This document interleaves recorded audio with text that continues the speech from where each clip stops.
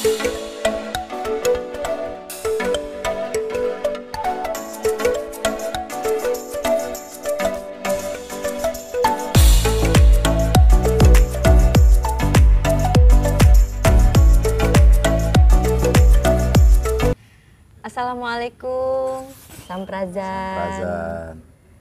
Jumpa lagi dengan saya dan Kang Fahmi. Di sini juga ada Teh Kalila ya. Selamat pagi Teh. Di channel YouTube Bumi Narpeda.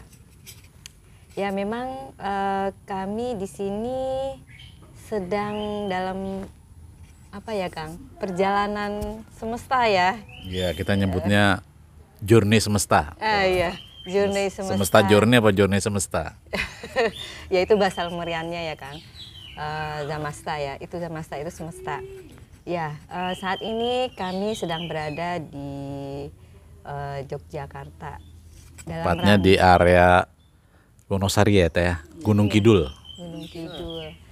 Ya kami di sini sedang bersama dengan keluarga dan teman-teman dalam rangka ya kita cuma ya itu perjalanan semesta.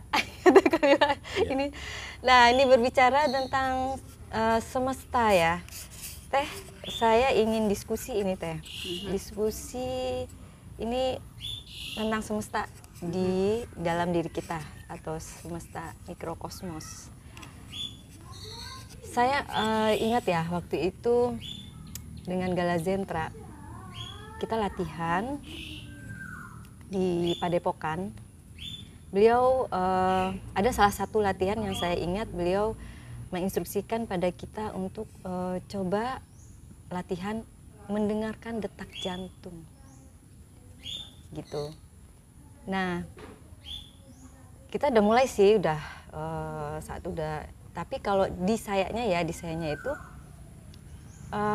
belum tahu kenapa ya kok dari jantung dulu gitu. Itu selalu dalam pikiran saya walaupun saya terus untuk latihan. Memang itu ada progresnya Teh. Progres di tiap diri kita itu beda-beda ya Kang Fahmi. Ya, betul. Mungkin juga teman-teman di komunitas kita yang sudah memulai latihan itu mereka banyak merasakan hal-hal yang berbeda-beda lah sesuai dengan semesta mereka masing-masing. Tapi saya ingin tahu sebenarnya ya kenapa ya gitu, kok ke jantung dulu gitu Teh. Ya coba Teh dari sisinya Teteh tentang kesemestaan terutama yang jantung itu Teh. Silakan. Kita mulai dari jantung ya. Sebenarnya jantung itu yang menggerakkan otak. Jadi manusia itu, pikiran kita itu adalah elektrik. Perasaan kita, jantung kita, pikiran di sini otak yang maksudnya pikiran kita, otak kita itu adalah elektrik, jantung kita itu adalah magnetik. Jadi kita adalah makhluk elektromagnetik. Maksudnya, apa yang kita olah di dalam akan terpancar keluar. Apa yang kita pancarkan di luar adalah apa yang kita olah di dalam. Nah, pikiran kita itu akan. Nah, sekarang kenapa sih kok fokusnya awalnya di jantung? Wajar. Karena otak kita sama jantung kita itu saling berkomunikasi. Jadi mereka itu saling mengeluarkan neurotransmitter, bahasa kimia yang saling terhubung. Contohnya gini, kita duduklah di sini, kita santai-santai. Tiba-tiba coba pikirin satu peristiwa yang begitu mendalam. Misal kematian seseorang, kehilangan, atau kita lagi punya masalah apa yang tiba-tiba kita pikirin. Lama kelamaan kita pikirin itu dan kita fokus ke situ, muncul perasaan kan? Nah, bagaimana kita bisa muncul perasaan itu? Karena si otak itu mengkomunikasikan dengan si jantung. Akhirnya si jantung itu mengeluarkan yang namanya neurotransmitter. Neurotransmitter itu nanti akan mempengaruhi hormon lama-lama. Jadi bedanya neurotransmitter dengan hormon itu dia bertahan lama. Si neurotransmitter nanti bakal hilang gitu aja. Nah, jadi dia yang mempengaruhi. Nah, perasaan kita tiba-tiba kok berasa kecewa gitu loh. Kita mikirin bisnis kita nih yang kemarin gagal gitu. Tiba-tiba kecewa muncul. Kenapa kamu bisa tiba-tiba muncul kecewa dan merusak keberadaan kamu yang saat ini? Nah, kita kan diajarkan untuk hidup detik ini saat ini. Cuma kadang pikiran kita mah nggak detik ini saat ini gitu. Iya, betul Nah, Teh. pikiran kita tuh nggak detik ini saat ini. Pikiran kita mah mikirin nanti atau Nginget lagi masa yang lalu. Nah, itu dia yang bikin kita jadi akhirnya overthinking, Iya, khawatir. Mm-mm. Nah, sebelum kita memulai latihan, Sanggala Zentra itu mengingatkan, kendalikan dulu dirimu yang di dalam. Makanya suruh difokus di jantung. Perhatikan jantung, maksudnya perhatikan magnetik atau elektromagnetik yang kamu pancarkan keluar. Gitu. Jadi nolkan dulu diri kita yang di dalam. Jangan bermain-main dengan pikiran. Biasanya tuh main-main pikiran tuh pada saat kita latihan itu biasanya mengharap ya. Kita ada harapan sama latihan kita. Ya, betul. Sebagian besar seperti itu. Bermacam-macam motivasi. Bermacam-macam motivasi. Sebenarnya nggak salah. Atau kadang kita membandingkan nih antara sesama teman kita yang kelihatan ya, wah dia keren banget. Iya, benar-benar. Kok saya belum gitu kan? Oh dia gerakannya kayak gemulai banget tuh. Gitu. Nah kita belum.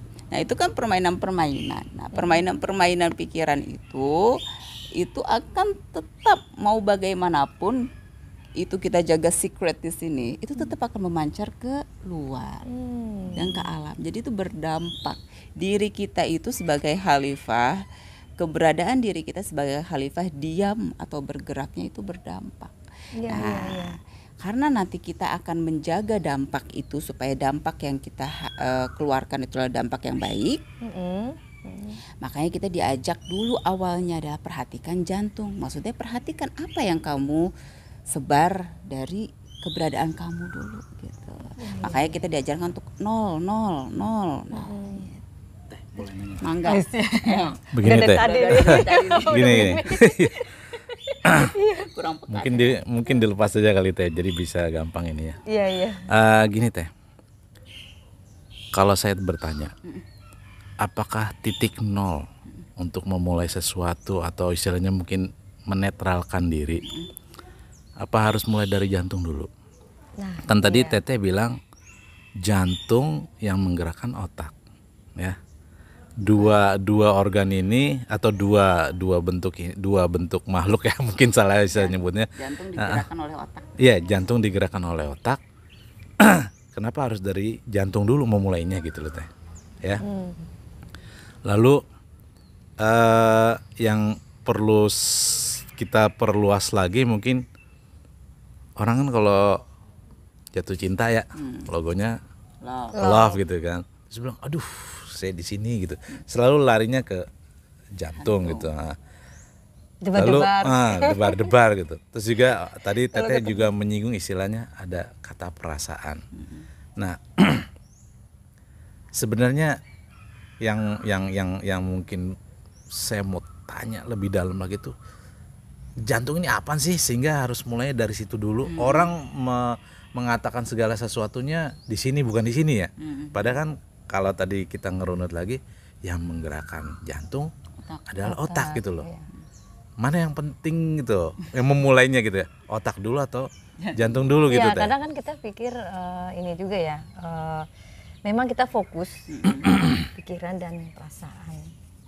Tapi Gala Sendra di tengah proses kita latihan, beliau menginstruksikan dengarkan detak jantung.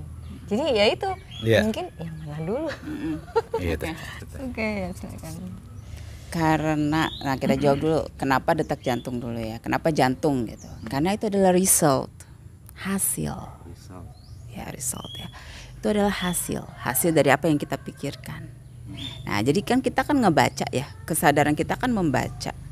Misal saat ini saya kecewa, itu hasil, ada yang bergerak dari kenapa kamu kecewa gitu loh. Nah prosesnya dari mana? Ada di pikiran kamu, apa yang kamu pikirkan. Nah itulah seharusnya apa yang kamu pikirkan itu yang kamu kendalikan, sehingga saat kamu melihat outputnya apa yang dirasakan, itu selaras, sinkron. Makanya ada yang namanya istilah di istilah kedokteran tuh koherensi jantung dan otak, di mana jantung dan otak kita itu memancarkan elektromagnetik yang selaras. Nah, biasanya orang-orang yang sudah bisa koheren itu detak jantungnya sama otaknya itu sesuai. Nah, karena otak kita sama jantung kita tuh, otak tuh ternyata ada satu bagian di mana dia tuh berdetak dek, dek, dek. Nah, dan di mana terjadi yang namanya koherensi, di mana detak jantung dia itu sesuai dengan pikiran Saya dia. pernah juga satu momen ketika Iya, ini bener nih. Duduk. Nah, kan berasa ya. Nah, biasanya kadang kalau kita lagi tenang tuh suka berasa gitu, ada denyut-denyutan. Nah, jadi gitu. Makanya kenapa Galazendra mulai ya dari situ. Karena dari situ lebih gampang kebacanya. Kadang pikiran kita itu suka memanipulasi. Enggak, kamu mah enggak kecewa. Padahal mah yang dirasa beda. Nah, jadi hati-hati saat apa yang kita rasa beda dengan apa yang kita pikirkan beda. Nah, jadi kita lihat resultnya. Biasanya kalau seandainya pikiran kita sudah koheren dengan perasaan kita, sinkron, otak kita sudah sinkron dengan jantung kita, biasanya kita akan di state yang namanya 0. Nah, jadi kalau kita mau state di 0, selaras ya. 0 itu bukan berarti kita tidak merasakan apa-apa ya. Karena rasa damai itu kan termasuk rasa. Rasa bahagia, rasa keberadaan kita saat ini itu termasuk rasa. Jadi 0 itu bukan berarti kita kayak robot gitu, tok gitu diem nggak ada apa-apa gitu. Bukan begitu. Jadi 0 itu adalah antara pikiran kita dengan perasaan kita itu selaras. Dan itu sesuai dengan apa yang kesadaran kita mau. Kadang kita kesadaran kita maunya damai, bahagia, tapi pikiran kita itu beda-beda. Oke, saya mau nanya nih. Enggak. Ini lanjutan ya. Jadi apakah kita bisa menyebutkan kalau jantung itu adalah perlambangan apa yang terjadi di dalam benak pikiran kita dan perasaan kita? Bisa, boleh aja kalau mau seperti itu. Belum selesai kayaknya pertanyaannya. Lalu setelah itu yang pertanyaannya bisa berlanjut adalah tadi kan udah disinggung netral. Bisa nggak kita menguraikan ataupun membuat semacam parameter detak jantung model apa yang dikatakan itu kondisi kita netral gitu teh? Oke. Jadi kan kita ada yang namanya gelombang otak ya. Gamma, theta, alfa, delta, beta ya. Nah, itu kan sebenarnya kalau misalnya kita pakai EEG bisa tuh kedetek ya. Pengen deh kadang saya EKG, EEG juga yang buat otak itu. Nah, itu sebenarnya bisa. Cuma memang kalau standar saat ini kan kita bagaimana mendeteksinya kalau nggak ada alat gitu ya. Nah, jadi gini, bedanya itu adalah saat pikiran kita itu sudah tidak nge-push keadaan. Tidak nge-push keadaan. Ya. Atau istilah lain memaksakan Atau mendikte keadaan. Jadi pikiran kita itu sudah tidak mendikte lagi, tapi pikiran kita itu sudah sesuai dengan keberadaan kita yang kita inginkan. Misal kayak gini, saya ingin damai. Kesadaran kita udah paham tuh kedamaian yang seperti apa. Dan itu udah direalisasikan. Akhirnya si pikirannya itu udah 0 sendiri. Otomatis perasaannya ya 0 sendiri. Kayak teteh lagi baca buku gitu. Kita kan fokus ya baca buku gitu, nggak mikirin apa-apa gitu. Cuma fokus sama baca bukunya gitu. 0 aja gitu. Baca aja gitu kan. Kayak gitu. Nah, jadi bagaimana kesadaran kita sebenarnya. Saat kita berbicara kita, saya gitu. Siapa itu saya? Gitu. Saya itu adalah kesadaran yang mengendalikan si pikiran dan tubuh saya ini. Tubuh kita ini termasuk otak, seluruh organ-organ termasuk tubuh, jantung dan lain sebagainya. Si kesadaran ini dia yang mengendalikan pikiran apa yang mau kamu pikirkan, perasaan apa yang mau kamu hasilkan, ya. Seperti apa, di kondisi seperti apa, itu si kesadaran yang mengatur semuanya gitu loh. Selama ini kita berpikir kalau kita itu adalah korban. kita adalah korban dari pikiran kita. Ada masalah, memangnya harus masalah itu jadi masalah? Kan masalah mah tinggal diselesain. Iya, iya. Kamu kan punya dapat masalah. Baik atau itu buruk? Baik, ya. Menurut kalau siapa masalah, dulu? menurut siapa? Untuk Ya, siapa dulu ya? kamu benar. kan dapat masalah. Iya. Itu kan supaya challenge, supaya kamu selesai. Iya. Ya kamu tinggal selesain. Nah sekarang mah kita mah enggak kan? Kita merasa wah saya punya masalah. Pusing. Waduh, dibawa-bawa itu semua mah. Iya. Itu perasaan. Siapa yang nyuruh kamu kayak gitu? Kan nggak ada. Nanti kalau kita menilai di posisi yang merugikan, waduh saya jadi korban nih kayaknya, saya di begitu ya. Kita kadang mengorbankan diri kita sendiri gitu. mengorbankan. Kita salah, bukan nggak ada keadaan yang mengorbankan kita, tapi kitalah yang mengorbankan diri kita sendiri gitu. Iya, iya. Kita merasakan, kita memilih gitu. Sebenarnya kita memilih merasakan kesedihan itu, memilih merasakan amarah itu, memilih merasakan kekecewaan, memilih kita itu. Itu perasaan yang kita pilih. Kenapa kita bisa bilang perasaan yang kita pilih? Karena kita ngebiarin otak kita memproses itu. Manusia tuh kalau seandainya kita nggak punya pikiran kayak orang ngelamun aja, diem gitu, nggak ada apa-apa gitu, kosong. Nah, kaitannya dengan jantung, balik lagi kita ke pembahasan tentang jantung. Udah pegang. Ini Udah megang dia. sudah ada. Jadi kayak seperti tadi itu, ini kita latihan teh. Latihan kan kita juga banyak nih pemikiran-pemikiran. Ketika kita latihan fokus mendengarkan ini kan detak jantung. Nah itu di saat kita latihan, saya pernah di satu momen latihan itu memang lama-lama memang di sini berdenyut teh. Di situ berdenyut, terus denyutnya itu awalnya deg-deg tapi lama-lama halus. Nah itu yang saya rasakan. Jadi yang tadi Kang Fahmi tanyakan, di titik yang netral itukah kita bisa mensinkron gitu, selaras apa di situ hubungannya teh dengan latihan itu apa ya, netral itu loh teh, gimana? Netral itu sebenarnya erat hubungannya dengan kesadaran kita. Ya, kesadarannya.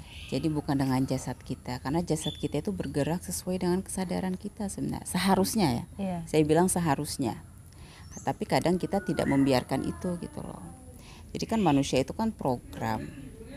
Sejak kita lahir, kita itu menggunakan yang namanya pikiran bawah sadar. Tubuh kita itu memiliki dua kinerja. Otak kita itu memiliki dua kinerja. Kinerja untuk mengelola pikiran bawah sadar dan pikiran sadar. Makanya kan dibilang pikiran sadar kamu itu 90%, pikiran bawah sadar cuma 10% aktifnya gitu. Nah, balik lagi ke pikiran bawah sadar. Nah, apa sih pikiran bawah sadar itu? Jadi aktif tuh saat kita sudah lahir.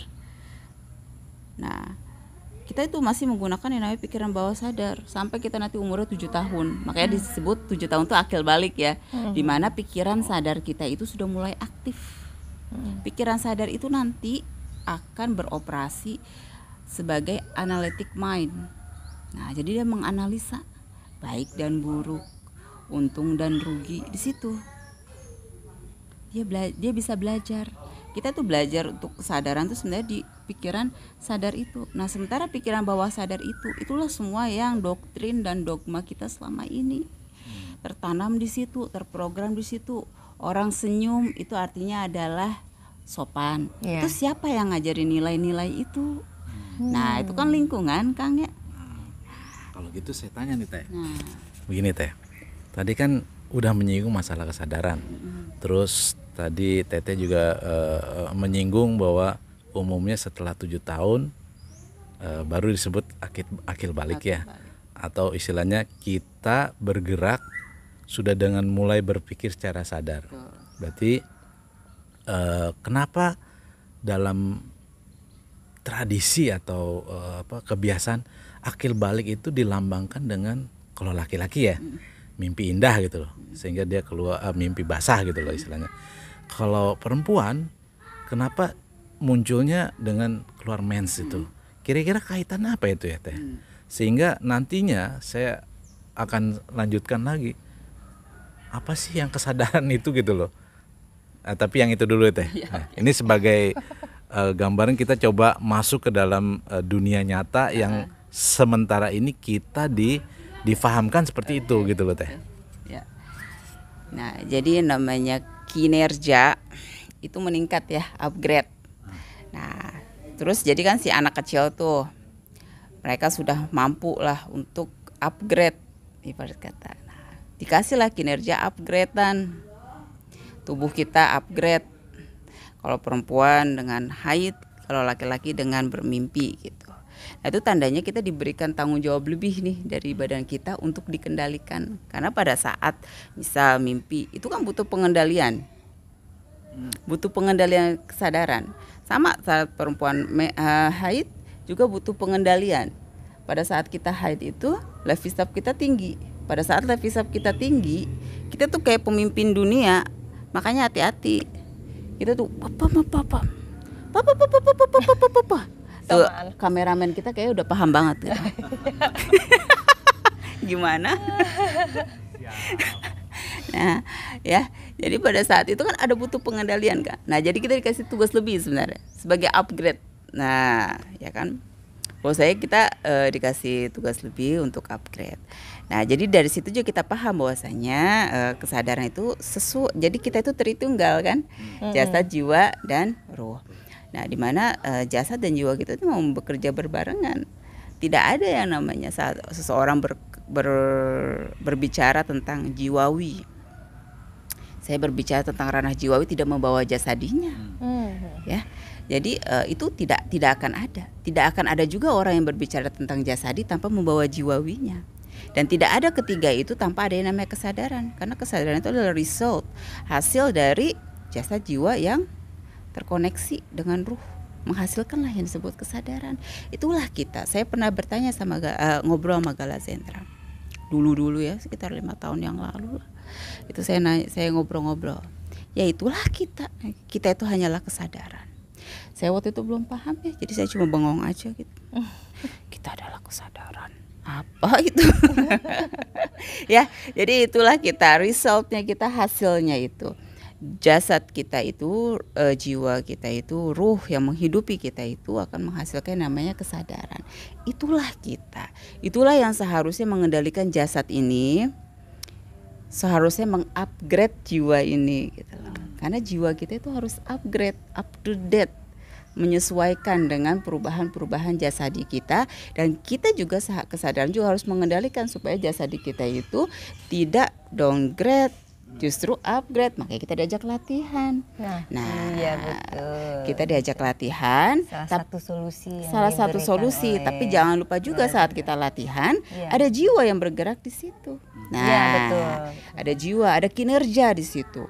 Ada kinerja yang mengatur. Tapi ternyata si jasad sama si jiwa itu ada juga yang mengendalikan, yaitu si kesadaran itu. Si kesadaran itulah yang memilih, oh saya akan latihan, saya tidak akan latihan. Saya mau makan ini, saya nggak mau makan ini. Saya makan nasi, saya nggak makan nasi. Kesadaran itulah yang menentukan. Hasilnya ya itulah jasad dan jiwanya. Seseorang yang mau mempelajari dirinya, misal mau move in, sama seseorang yang tidak mau move in, hasilnya berbeda. Kalau seandainya jiwanya terprogram berbeda, otomatis jasadnya juga berbeda. Orang yang stres dengan orang yang tidak stres kan beda jasadnya. Iya kan? Orang yang stres dengan orang yang tidak stres jasadnya berbeda. Ini menarik nih Teh. Menarik nih. Tadi Teteh kan tadi memang saya nyinggung sedikit apa itu kesadaran. Ternyata masuknya enak bener nih. Jadi kesadaran itu bukan makhluk apa-apa, tetapi adalah terkoneksinya 3 unsur tadi ya Teh. Nah, ketika kesadaran ini muncul karena terkoneksi 3 unsur tadi, maka itu yang apakah kita masuk ke dalam dunia yang namanya dunia sadar. Artinya kita melakukan sebuah pilihan-pilihan seperti Teteh gitu kan ya. Nah, lalu yang saya mau kaitkan lagi adalah umumnya ketika kesadaran itu muncul, apakah masuk dalam dunia yang istilahnya bertanya-tanya kitanya. Oh, saya begini ya. Oh, Makin saya kesini begitu makin Kak. banyak pertanyaan. Masih gitu. Lalu apakah dengan kesadaran itu baru dia bisa melek secara tanda kutip ya? Baru bisa melihat ke kanan ke kiri. Kalau dalam bahasa Inggris mungkin kan ada bedanya looking at sama see gitu ya, melihat atau dan memperhatikan. Apakah yang kesadaran itu yang masuk ke daerah looking at itu sehingga yang namanya kesadaran tadi itu akan mengkaitkan segala halnya semuanya dengan yang ada di badan gitu ya. Nah, itu dulu Teh. Nanti ada lagi nih kayaknya nih. Pagi yang cerah pagi yang dengan cerah. banyak pertanyaan. Jadi gini, kita itu perintah awalnya apa Kang? Ya, Iqra ya, membaca. Membaca. Kenapa perintahnya membaca? Karena semesta ini sudah menjadi jawaban bagi mereka yang bertanya. Jadi jawabannya sudah ada sebenarnya. Jawaban sudah ada, pertanyaannya udah ada belum? Nah, jadi hati-hati. Jawabannya sudah ada, pertanyaannya sudah ada belum? Untuk menjadi sadar, betul kita akan punya pertanyaan yang banyak dan alhamdulillah kita punya pertanyaan. Karena jawabannya udah ada Kang, tinggal dicari aja, dinikmati saja pikiran-pikiran kita yang bertanya. Jadi teman-teman semua pasti yang di rumah juga ya pada saat Sama. udah mulai conscious Iya. itu dia ngerasakan satu momen di mana dia mempertanyakan semuanya. Nah, saat kita sudah mulai mempertanyakan semuanya ya bagus. Nah, apakah nanti kita terjebak nggak? Soalnya, oh begini-gini. Nanti terjebak pada ini benar nggak ya? Itu salah nggak ya? Nah, ya Gitu itu. Teh.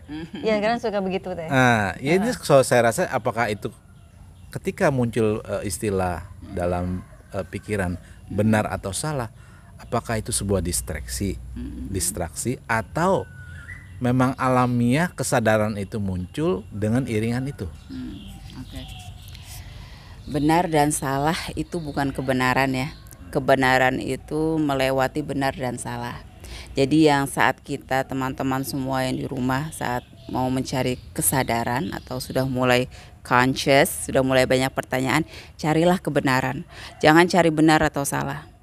Hidup ini sudah isinya benar dan salah. Iya, iya. Tetapi jawaban itu adalah kebenaran. Jadi kebenaran itu melewati benar dan salah. Kita itu menilai sesuatu itu kadang tidak secara objektif, tapi masih ngikut program lama Kang. Makanya kita membuat perbandingan. Sesuatu hal bisa kita anggap benar kalau seandainya mirip-mirip sama pelajaran kita yang lama. Kadang orang seperti itu. Iya, Sesuatu kita benar-benar. anggap salah karena keliru dengan pelajaran lama. Nah, sementara kebenaran itu tidak benar atau salah. Kebenaran itu adalah keniscayaan. Jawaban-jawaban semesta yang sudah ada. Nah, bagaimana kita mengatasi itu? Kembali lagi. Kalau memang kita punya dorongan nih, aduh bingung ini benar atau salah ya.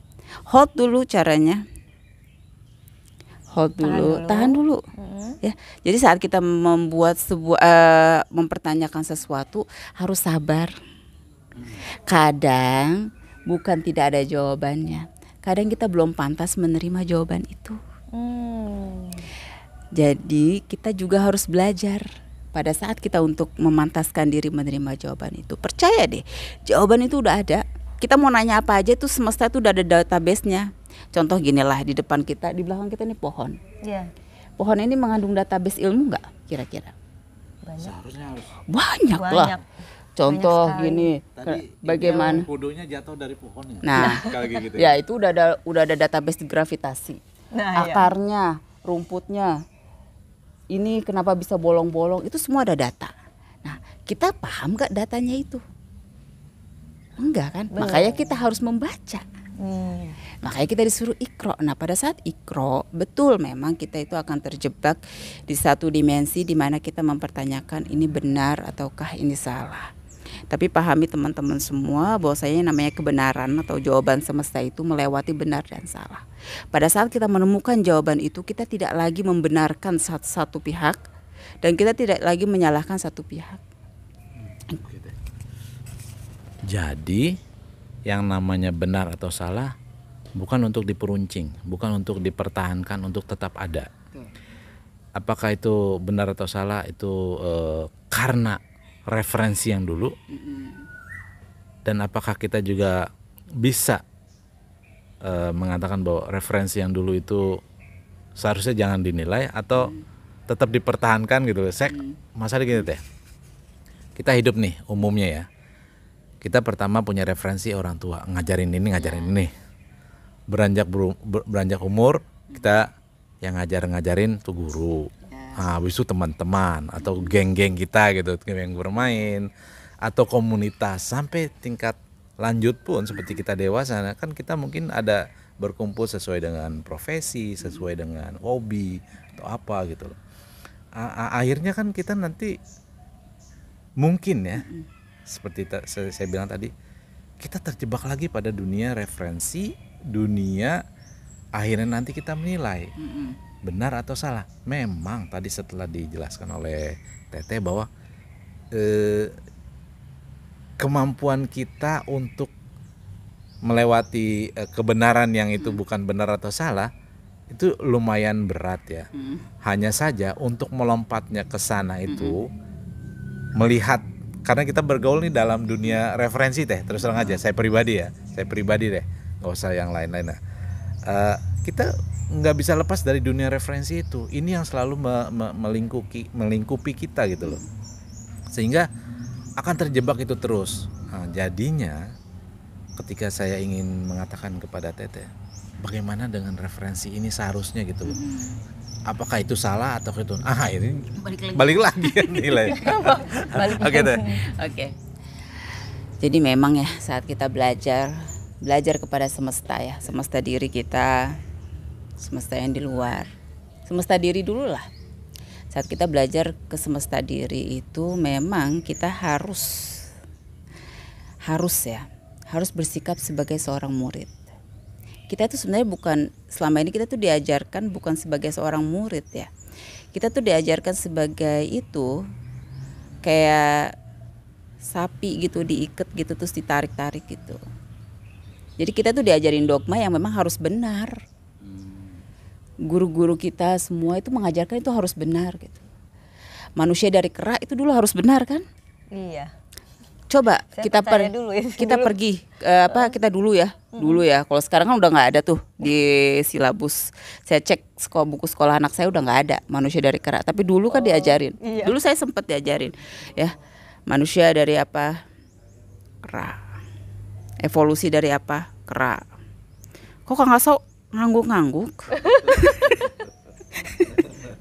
Iya, berarti benar. Iya kan? Nah dari kera. Itu kalau seandainya kita jawab keliru gitu, disalahin? Iya. Nah, kita itu sudah terdoktrin dan terdogma untuk itu. Iya. Kalau kamu nggak benar ya kamu salah. Kalau kamu nggak salah ya kamu benar. Itu udah diajarin Kang, maka itu tuh melekat erat neuronnya itu ya di otak kita.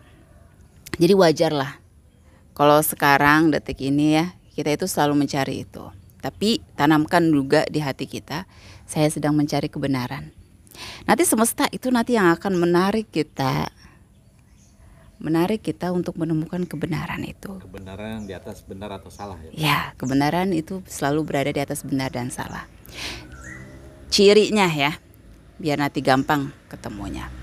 Biasanya saat sesuatu itu sudah dianggap kebenaran atau keniscayaan itu, sesuatu itu sudah tidak menyalahi nalar akal kita, menyalahi kliknya kita. Biasanya saat kita sudah meminta kepada semesta, tunjukilah, makanya kita kan selalu kayak gitu ya pada saat kita sembahyang, tunjukilah jalan yang lurus. Ihdinas siratal mustaqim. Siapa yang tahu jalan lurus itu? Saat semua manusia itu misal ya sembahyang dengan doa yang sama, coba apakah itu guru kita? Apakah itu orang tua kita? Doanya kan sama. Iya. Jadi apa yang namanya sirotol mustaqim, jalan yang lurus itu? Bagaimana mendapatkannya? Nah, itu harus kita yang nyari sendiri. Ya, kenapa? Karena diri kita ini adalah murid dan guru. Kamu itu adalah murid dan guru. Murid itu sebagai murid itu adalah seorang yang sedang dilahirkan dalam keadaan fitrah suci 0 dan belajar dari kehidupan nyata. Oh, matahari. Makanya kan kalau di dalam bahasa kaum kita ya, agama kita kan diajarkan bahwasanya wa'allama Adam al-asma kullaha. Asma, kata-kata kan diajarkan. Nah, berarti kan kehadiran Adam atau kehadiran manusia ya, karena itu adalah simbol, cerita itu adalah simbol, itu untuk mempelajari semuanya. Itulah murid. Nah, tapi kenapa kita ditanya ihdina? Kenapa kita harus meminta gitu loh? Karena di dalam diri kita itu ada yang namanya guru. Guru yang akan menuntun kita, mengenalkan diri kita di dalam diri kita. Jadi temuilah murid dan guru di dalam dirimu. Waduh. Itu dalam banget. Dalam banget. Itu akan jadi proses yang panjang buat kita. Karena saat kita berproses menjadi seorang murid, habis ya? Udah habis? Oh belum habis. Lanjut lagi. Lanjut kita nggak kasih lagi. Saat kita berproses menjadi seorang murid, kadang kita lupa kalau kita adalah guru. Jadi bilang aja, minta aja ke semesta, minta tolong saya sedang belajar, tunjukilah ya. Jadi kita harus low profile. Seorang murid itu kan selalu low profile ya. Iya, betul. Seorang murid itu nggak pernah merasa benar sendiri. Iya. Nah itu, jadi kesombongan ego itu jangan dibawa juga. Biasanya orang-orang tuh kan udah belajar dikit, wah tahu, Udah ngerasa lebih. udah merasa tahu, udah merasa apa. Itu jangan. Jadi kesombongan, kecongkangan seorang murid itu harus dikendalikan juga. Jadi kesadaran kita harus paham juga. Kamu sedang belajar berarti kamu masih kosong. Dan karena kamu seorang murid, maka kamu akan selalu kosong. Dan karena kamu seorang guru, maka sang guru itu akan mengisi kekosongan kamu selalu.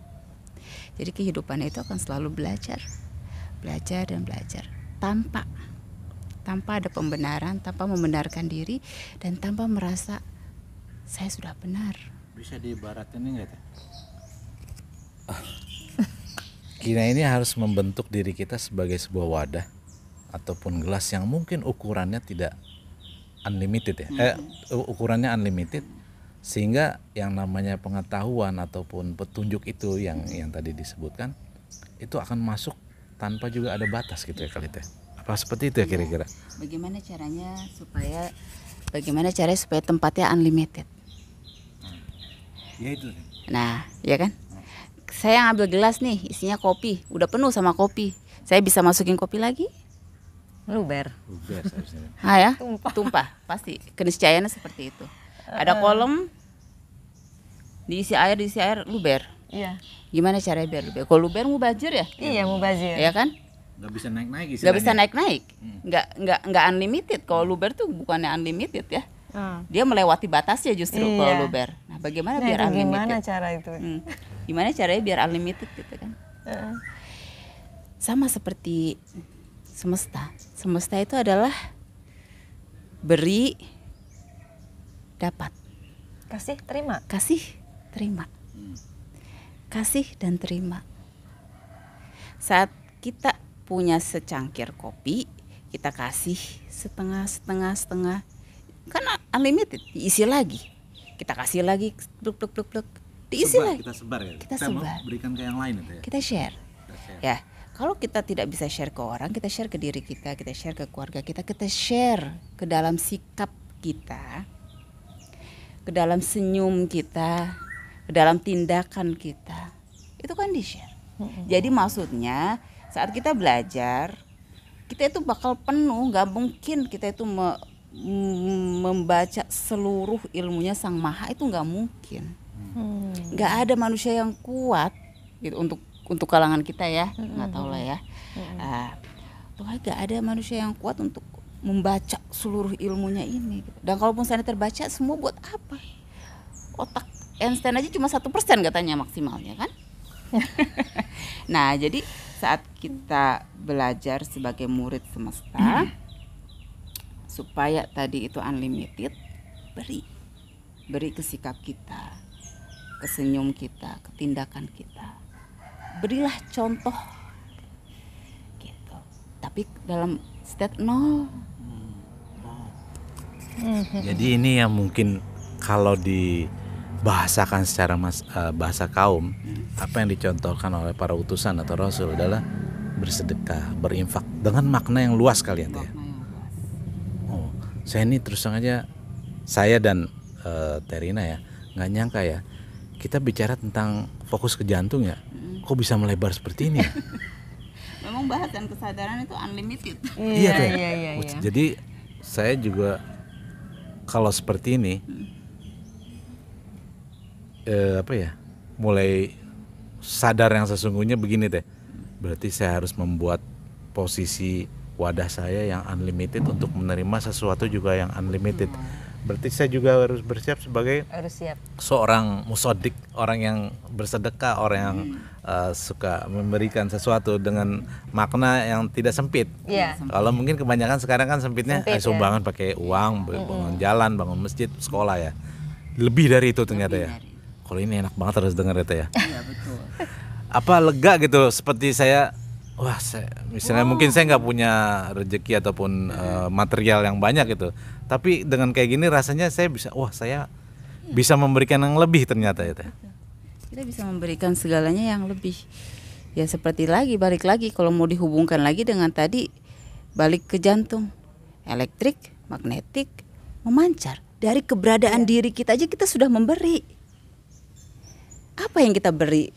Makanya kan biasanya kalau seandainya energinya di situ jelek ya, atau energi jelek, biasanya tumbuh-tumbuhan tuh nggak cepet mati, air tuh kering. Nah, dari orangnya sendiri, kekhawatiran dan kesusahan itu juga bisa jadi penyakit. Nah, dari keberadaan kita duduk di sini aja, dengan mencoba mengendalikan diri kita supaya kita menjadi elektromagnetik yang baik buat sekeliling kita, itu kan sudah memberi.